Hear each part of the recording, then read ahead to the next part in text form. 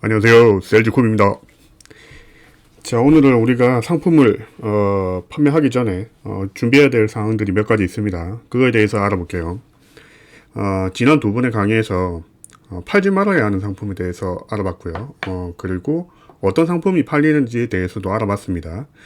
자, 그렇다면 이제 상품이 어느 정도 선정이 되었다라면 상품을 등록하기 위해서 기본적으로 준비해야 될 사항이 몇 가지가 있는데, 첫째 이제 사진이 있어야 되겠죠. 사진이 있어야 됩니다. 사진은 12장까지 가능하고요. 그 다음에 상품 타이틀을 여러분들이 만들어 와야 되겠죠. 키워드들을 조합해가지고 만들어 와야 됩니다. 그런 다음에 상품 본문에 대한 것들은 영어로 작성을 해가지고 와야 되고요. 그리고 본문 부분이 작성이 다 됐다라면 가장 중요한 가격, 배송비를 어떻게 설정하는지에 대해서 알아야 되겠죠. 그 중에 일단 저희가 상품 등록을 배송비 부분은 따로 떼어서 뒷부분에서 한 번 더 말씀을 드릴게요. 이전 영상에서도 배송비 부분에 대해서 한번 말씀드렸거든요. 근데 배송비는 조금 복잡한 부분이 있으니까 그건 따로 떼서 말씀드리고, 뭐 사진이나 타이틀 만드는 법에 대해서 일단 말씀을 드리겠습니다. 자, 일단은 상품 사진은 12장까지 가능하다라고 말씀드렸습니다.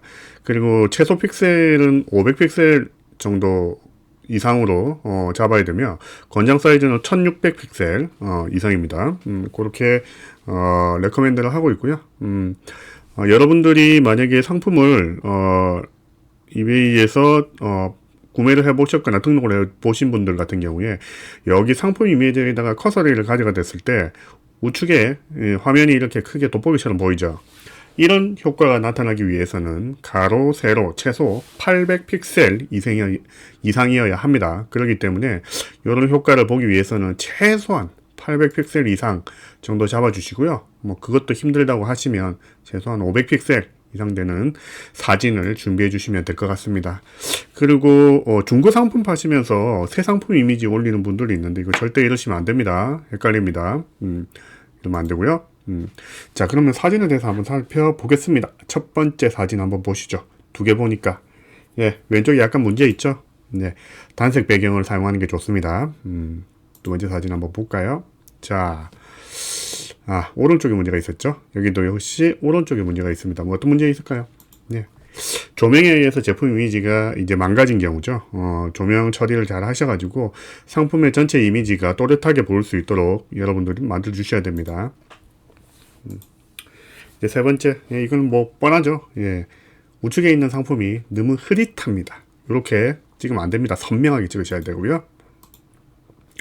요거 좀 문제인데, 헷갈려 하시는 분들이 많습니다. 뭐냐면, 한국 사람들 같은 경우에 이미지 컷으로, 상품 사진을 제법 찍죠. 근데, 그렇게 찍지 마시고, 실제 상품만 찍으시는 게 좋습니다. 왜냐면, 이렇게 이미지 컷으로 찍어 놓으면, 바이어가 물건을 구매하고 나서, 야, 왜 가방 안 보냈는데? 옷만 보냈어. 뭐 하는 짓이야? 라고 여러분한테 클레임을 제기할 수 있습니다. 그래 돼버리면 머리 아프죠. 그렇기 때문에 미리 만약에 이미지 컷이 꼭 들어가야 한다라면 가방은 판매되지 않는다, 가방은 포함되지 않는다라는 부분은 본문에 반드시 남겨두셔야 됩니다. 하지만 기본적으로 요거는 좋은 이미지는 아니다라는 겁니다. 그 다음에 아까 사이즈 부분에 대해서 말씀드렸고요. 그 다음에 요거는 뭐냐면 테두리 이렇게 이쁘게 넣으려고 하는데 이런 거 넣지 않습니다. 별로 좋지 않은 사진이고요. 문제 뭐냐면 워터마크가 그 텍스트가 이미지를 가린 경우입니다. 텍스트가 이미지를 완전히 가려가지고 이미지가 정확하게 보이지 않는 경우죠. 이런 식으로도 이미지를 구성하지 않습니다. 실제 상품 이미지만 딱 넣으시면 돼요. 이거는 당연히 워터마크 문제입니다. 워터마크가 상품 이미지를 가려버렸죠. 워터마크를 굳이 넣으실 거면 투명하게 밑에 상품 이미지를 훼손하지 않는 상태로 넣으셔야 됩니다. 어려운 일 없죠. 기본적으로 여러분들 상품 이미지를 정확하게 선명하게 넣는다라고 생각하시면 됩니다. 다른 거는 일절 넣지 않는다. 그렇게 생각하시면 될 것 같고요. 자, 상품 제목 만들기. 이게 의외로 조금 까다로워 하시는 분들이 있어요. 왜냐면 키워드 못 뽑아내가지고 그렇거든요. 키워드 못 뽑아내시는 분들을 위해서 조금 팁을 드릴게요. 일단은 상품 제목은 바이어가 상품을 찾을 수 있는 가장 중요한 요소죠. 그렇기 때문에 아주 중요합니다. 그래서 상품의 특성을 설명할 수 있는 정확한 키워드를 찾는 것들이 가장 중요하고, 그런 식으로 상품의 제목을 만드셔야 합니다. 상품 제목은 이베이는 80자까지 등록이 가능하고요. 상품의 브랜드나 모델명, 색상, 사이즈, 제품 넘버 같은 특성을 가지고 있는 것들로 구성을 합니다.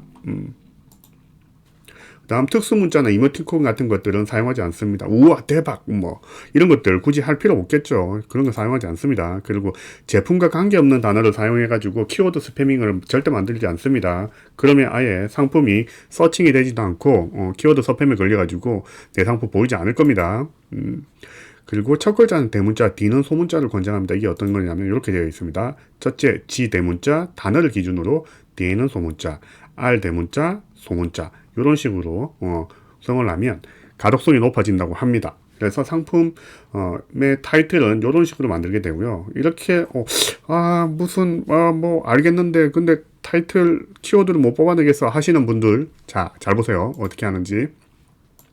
일단 기본적으로 탑셀러들의 타이틀을 벤치마킹을 할 겁니다. 어떻게 하냐면 판매하고자 하는 상품과 가장 비슷한 상품을 판매하고 있는 탑셀러들의 타이틀을 여러분들이 복사를 합니다. 한 10개 정도 복사를 해가지고 메모장이나 엑셀에 딱 부셔보세요. 그러면 뭐냐면 겹치는 키워드들이 눈에 바로 보일 겁니다. 그런 것들이 바로 여러분들이 찾을 수 있는 키워드라고 생각하시면 돼요. 뭐 알아서 뭐 찾으시는 분들도 있겠지만 가장 쉽게 하는 방법이 이겁니다. 이런 방법들을 이용해서 상품의 제목들과 이렇게 키워드들을 나열하고 배치하여 상품의 타이틀을 근사하게 여러분들이 만들 수가 있습니다. 이 같은 경우에는 실버링이다라는 놈을 그 타이틀로 넣어가지고 실제로 탑셀러들의 그 타이틀을 벤치마킹한 경우입니다. 그래서 스털링 실버라는 부분들이 뭐냐면 이렇게 중복되어 있기 때문에 여기서 여러분들이 실제로 타이틀을 탑셀러들 것을 벤치마킹을 해서 잘 살펴볼 수가 있습니다. 그리고 지금 보시면 그래서 지금 타이틀하고 이미지 부분에 대해서 설명을 드렸죠. 그 다음에 뭐냐면 타이틀하고 이미지를 했다라면 가격은 저희가 나중에 설명한다라고 했어요. 그리고 상품에 대한 설명글은 여러분들이 따로 이렇게 준비를 해 오시면 됩니다. 따로 준비를 해 오시면 되고요. 여러분과 비슷하게 물건을 판매하고 있으신 분들의 탑셀러면 제일 좋겠죠. 그런 분들의 상품 디스크립션을 벤치마킹을 하셔도 됩니다. 완전히 복사는 하지 마세요. 보시면 어느 정도 도움이 다 되기 때문에 완전히 복사하는 거는 조금 문제가 있겠죠. 그거는 도덕적인 문제하고 걸리기 때문에 하지 마시고요. 자, 그 밑에 상품의 디스크립션이 끝나고 나면 우리가 요 밑에 뭐냐면 팔리시 부분을 이렇게 적용을 합니다. 보시면 뭐냐면 페이먼트 팔리시, 그리고 shipping 팔리시, 그리고 텍스 앤 커스텀즈, 세금 관련 부분, 그리고 리턴 팔리시, 이렇게 4개 정도는 기본으로 들어갑니다. 페이먼트 팔리시는 한국 사람들은 당연히 페이팔로만 금액을 받을 수 있겠죠.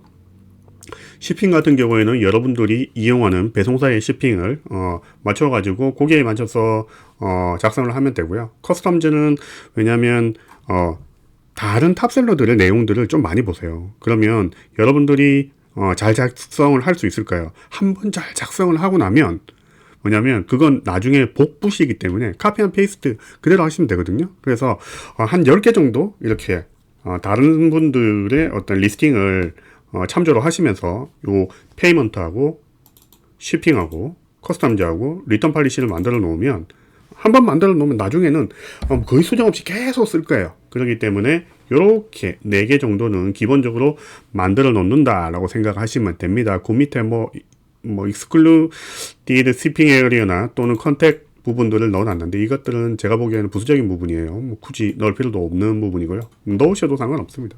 그렇기 때문에 기본적인 거 말씀드렸습니다. 페이먼트, shipping, customs, and return policy 부분들은 여러분들이 조금 고민을 하셔가지고 여러 가지 상품 페이지들을 보시면 충분히 만드실 수 있을 겁니다. 자, 오늘은 여기까지 할 거고요. 다음번에는 배송 부분에 대해서 좀 길게 살펴보도록 하겠습니다. 자, 오늘 내용이 도움이 되었다면 구독, 좋아요, 알람 설정 부탁드립니다. 자, 파이팅 하시고요.